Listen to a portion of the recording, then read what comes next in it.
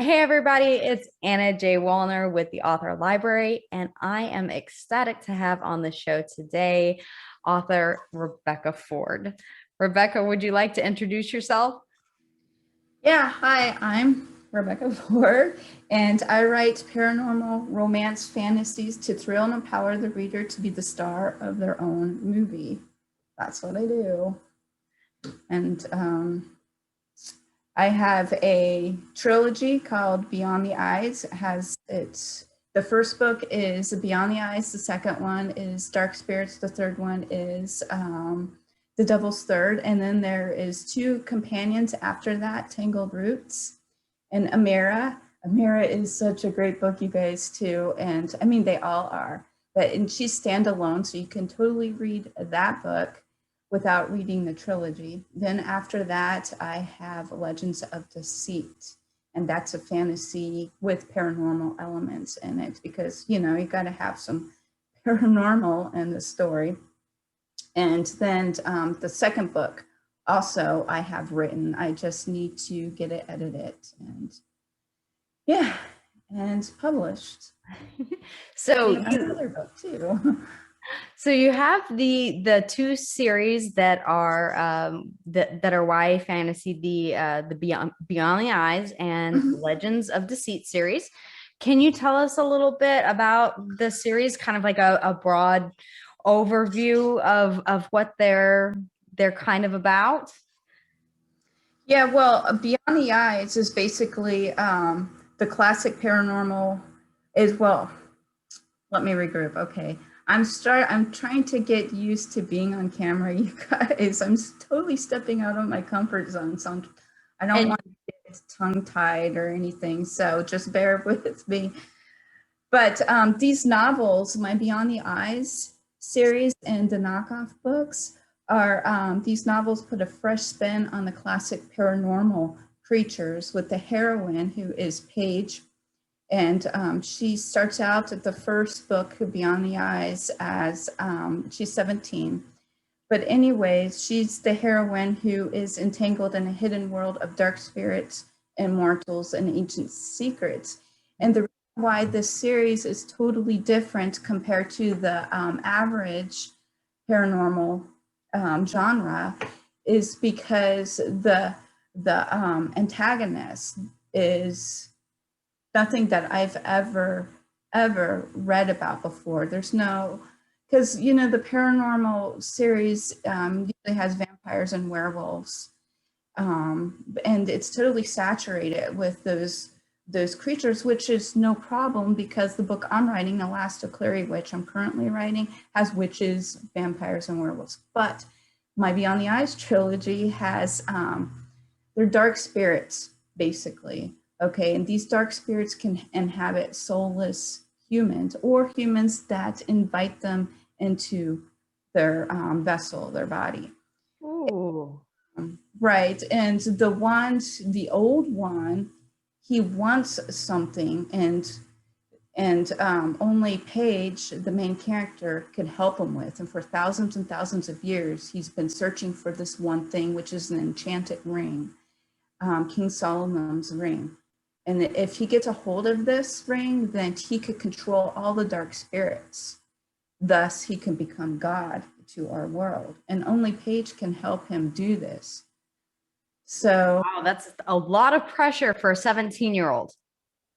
yeah, exactly. And the thing is, yeah, this world that she has no idea about opens up to her once she gets a message from, see, let me backtrack a little bit. She is psychic. She gets premonitions from a ghostly voice that talks to her, and it gives her cryptic messages, right?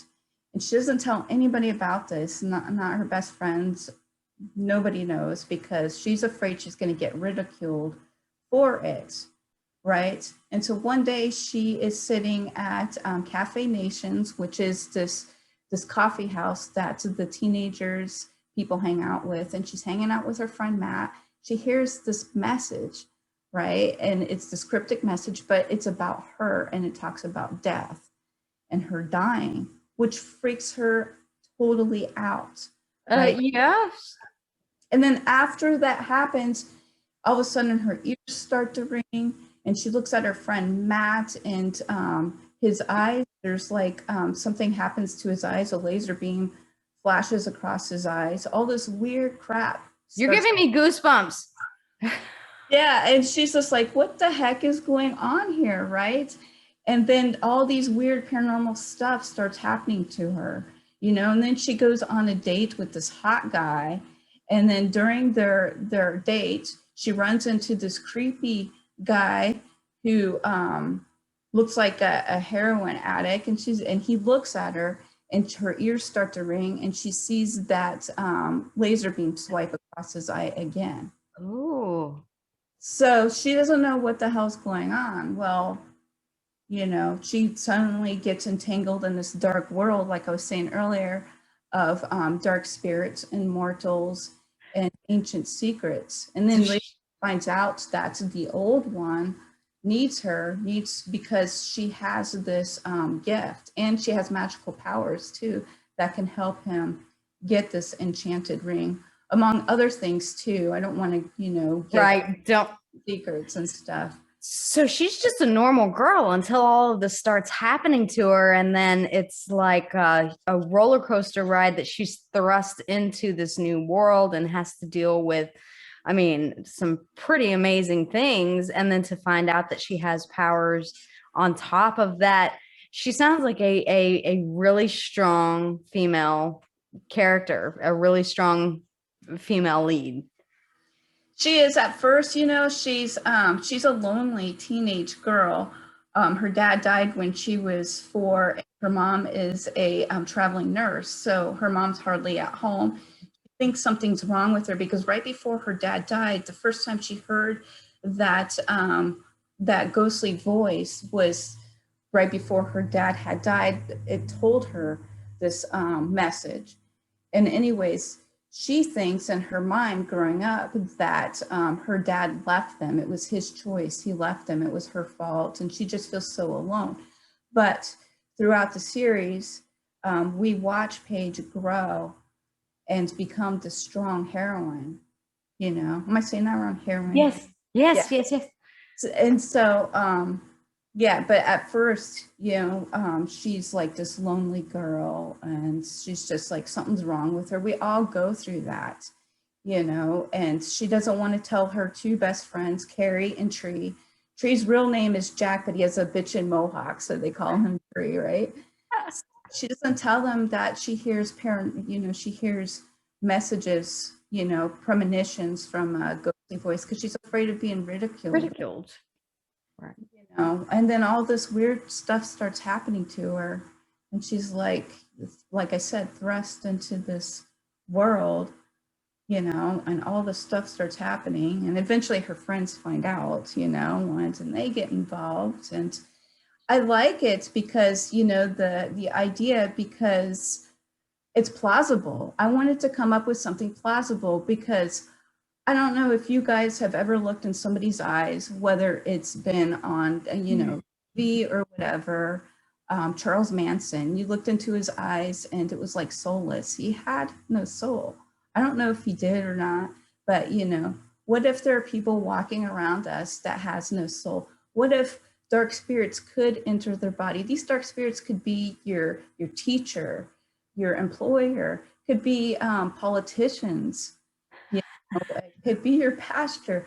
You don't know, because they could totally be screwing with you, you know, and living whatever life they want. They're hedonistic. They can do whatever they want. They could go into people's bodies that are soulless, or allows them to come in, you know. Where did you come up with this? I mean, it's so very fleshed out. Was this just an idea that kind of came to you, or had you been thinking about this for a while? Because it's so very, as you said, I mean, it's plausible. It's possible that that some of these things could exist and explain some of the very strange things that have happened in actual real life that we have all seen on the news or something like that, you know. So where did you come up with the idea for this?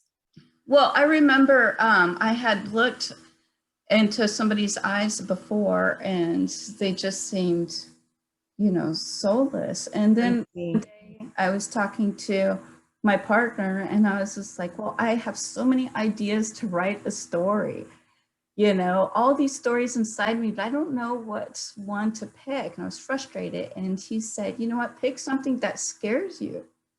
Right. Well, growing up, The Exorcist, that movie, The Exorcist, my mom used to play it over and over again, and that scared the crap out of me. I used to have nightmares about it. So I'm like, okay, dark spirits going into somebody's body, and you think about it, being a dark spirit, they can live whatever life they want as a human. So they could go, they could party, they could smoke, they could have sex, they could do whatever, have fun, screw with humans, and then leave the bodies and then go and try a different thing, in somebody else's body.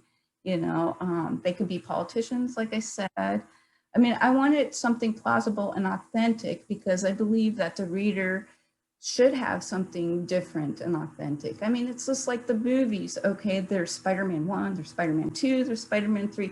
Come up with a new villain, you know what I mean? That's what I wanted to do. And then, like you're saying, Anna, well, it kind of explains why the bad crap happened in our life. Like in my book, Hitler had a dark spirit in him, you know? So it's like, oh, I don't know if it's true, but, it makes somebody think and say, That's the great thing about writing fantasy is that it's your world and the truths that you create and put down on paper are what the reader lives, and they are truths. So I think that's one of the reasons why I write fantasy. What draws you to the genre of writing fantasy? Is it for the same reason? Yeah, well, I think I've always been into paranormal and the unknown stuff because when my parents were married, they were UFO investigators. Oh, wow. I grew up, they investigated UFO sightings and people who claimed that they were abducted. My dad actually went hunting, not for animals, but for Bigfoot, So they investigated haunted houses a couple times. We lived in a haunted house. I mean, so this has always been part of my childhood, even after they divorced. And I've always been fascinated with the unknown, and I have a wild imagination. And so I just love writing in this genre. I've been to there's a very famous restaurant in downtown Houston called Spaghetti Warehouse, and it's supposedly haunted. There's Oh, also cool. and there's also a there's a hotel in Port Aransas, Texas, which is my favorite place to go to the beach, and it's called the Tarpon Inn, and I believe it's called the Roosevelt Room. But I talked one of the ladies into letting me go into this room, and it's you can find YouTube videos where paranormal investigators have gone to the Tarpon Inn and gone into this room, and that it is walking into this room. You can absolutely feel an energy. So I am a believer in the paranormal. I do believe that spirits exist. I can't I can't deny it. After walking in that room, it was just God, it was a different experience and a different feeling than I've ever felt in my life before. Inexplicable. So Well, yeah, and being an empath, because I'm an empath, so I'm sensitive to energy and stuff. So I don't like to be me around too. huge crowds and stuff unless it's something like really cool, like if Japan Yes. was playing or something, I would go. But yeah, you could just feel the energy if there's something negative or I don't know. No, I'm the same way. I think people who are really sensitive have that ability to you know what other people are kind of thinking and feeling whenever you walk into a room. Mm-hmm. You can kind of The you have that vibes. ability. Yes, yes, I'm telling you. We're Mm-hmm. right there, same thing. Mm-hmm. So that and so you're but both series are also paranormal romance, which are probably my favorite genre to read. Yes. And but as a reader, is that what is your favorite genre? Is it also paranormal romance like mine? Yeah, We just it can't get is. away from it. Yes, it is paranormal romance. I also I grew up reading Anne Rice's books. So I love like Interview with the Vampire and The Vampire Lestat, Queen of the Dam. I mean, I grew up with her books, and of course some of Stephen King's I like, and J.K. Rowling's, but yeah, paranormal romance, definitely. That's Definitely. the number one on my list too. And then so you mentioned that you have a the Amira is a standalone compendium to the Behind the Eyes series. And Yes. it takes us kind of back in time a little. Yes, I love Amir. I want to show you guys the book cover because the book cover is gorgeous. It is. And it starts out, it's in the 1920s. I love the 1920s. I do too. For some So it reason, was I'm so, fascinated with the 20s. I do that for well, I didn't this year, obviously, but I usually dress up and hand out candy, and I always do. I have my whole flapper outfit in there in the closet that didn't get used this year. Next year, or well, this year. yeah, this You year. know what I mean. You know what I mean. Yeah. Yes, but so it starts out in the 20s because, she was born during that time. So, anyways, it starts out there, and her parents, she's an only child to, her parents are elitists, and they're jerks, you guys. Oh my God.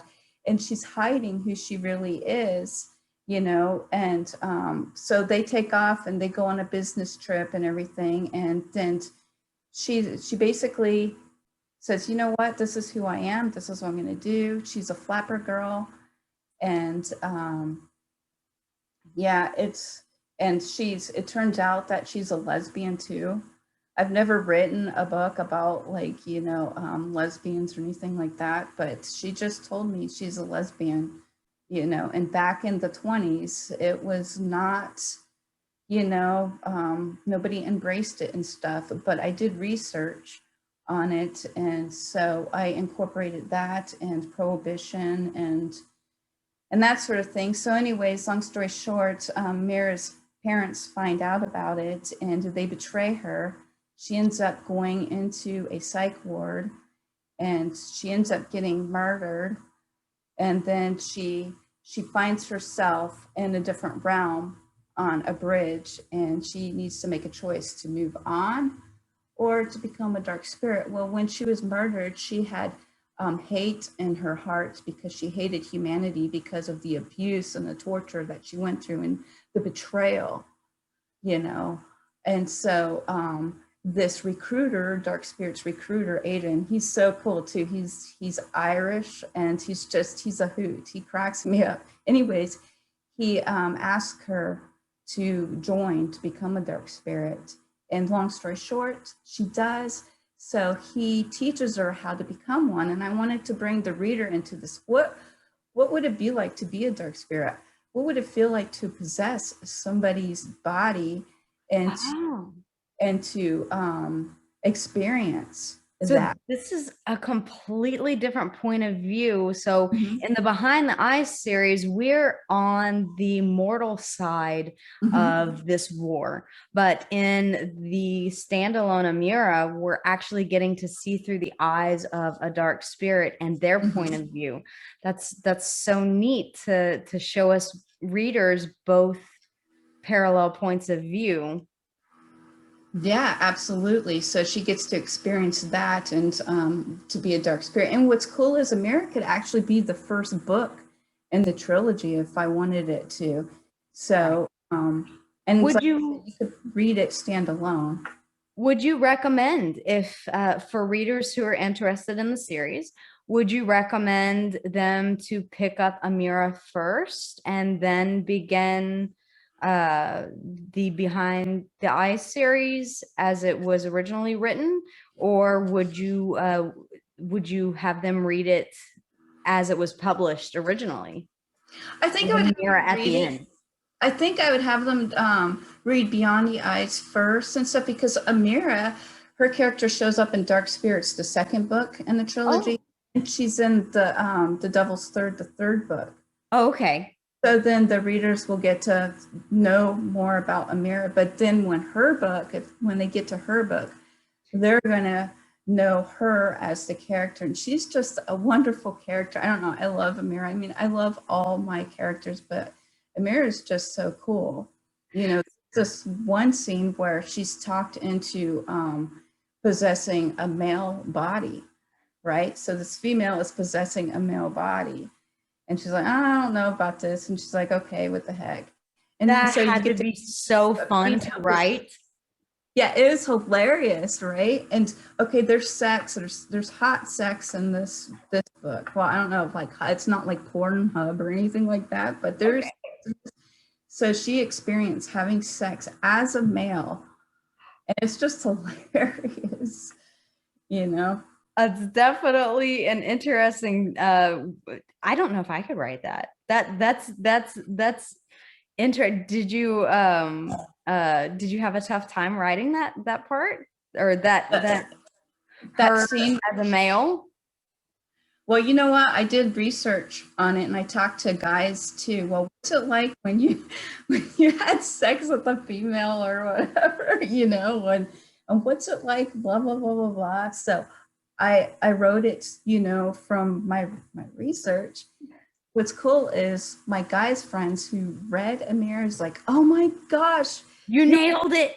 point, you nailed it. So it was like they're like, so I'm like, okay, yeah, it was fun. I don't know, I just love that. But I love all my books, but it was fun to write because, like you said, it was perspective from the dark. It's the dark spirits perspective, you know, and it's unique. And I wanted to give that to my readers. Like I said, something different, something unique.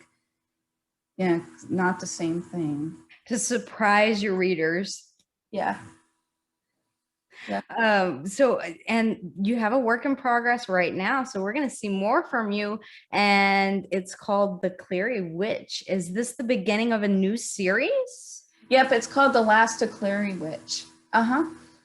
Yeah, and yeah, I'm writing it right now. So I'm hoping to be done with it. I was going to say by the end of this month, but dude, the end of this month is like what? It's upon us in 2 days. Yeah, yeah. So I'm not going to finish it then, but in March I should be able to finish it. So yeah, it's the first book in a series, The Last O'Cleary Witch. So, So definitely some stuff that is coming soon to look forward to from you. mm-hmm. Well, Rebekkah, thank you so much for taking the time out of your day to talk with me and to chat. It has been a blast to hear all about the books that you have out now. And guys, all of Rebekkah's links will be in the description below. So make sure that you check them out. Check her out on Amazon. And if you haven't already, subscribe to the channel. And Rebekkah, just thank you again for coming on the show and for being an amazing supporter of the writing community on Twitter. Thank you for having me. I enjoyed talking to you, Anna. And you guys should check Anna's books out too, because her books are amazing too. So yeah, we got to support each other and the author community, you know, instead of against each other. So I really appreciate you allowing me to come on your channel and supporting me as well. It is an absolute honor and privilege, and anyone that would like to come on is always welcome. So yeah, because I love to do I love to sit down and chat with you guys and to hear about everything that you're working on and your passion for your books, and to yeah, just we're exactly the same, wanting to support the writing community in any way that we can. So anyways, thank you again, and you guys stay safe, stay healthy, and we'll see you again next time. Thank Bye. you. Peace. Peace.